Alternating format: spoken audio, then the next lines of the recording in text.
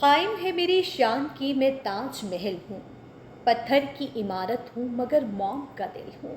السلام علیکم دوستوں، میں ہوں ہیرا عارف اور آج ہم بات کرنے جا رہے ہیں تاج محل کے حوالے سے۔ تاج محل جس کا سوچتے ہی، تصور کرتے ہی ہمارے ذہن میں ایک خوبصورت بلند مینار اور خوبصورت گنبد و محراب سے آراستہ سنگ مرمر سے تراشی ہوئی عمارت آنکھوں کے سامنے آ جاتی ہے اور جسے دیکھتے ہی شاعروں کے حسین فقرے بھی یاد آنے لگتے ہیں۔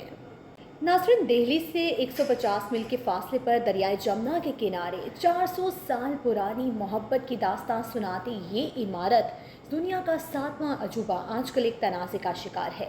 کچھ لوگوں کی جانب سے یہ دعویٰ کیا جا رہا ہے کہ یہاں پر پہلے مندر ہوا کرتا تھا جس کے شواہد اس کی تہخانوں میں موجود ہیں۔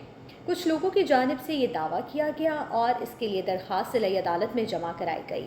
ضلعی عدالت نے اس درخواست کو مسترد کر دیا ہے۔ اس کے بعد ان لوگوں نے یہ درخواست جو ہے الہ آباد کی ہائی کورٹ میں جمع کروا دی ہے۔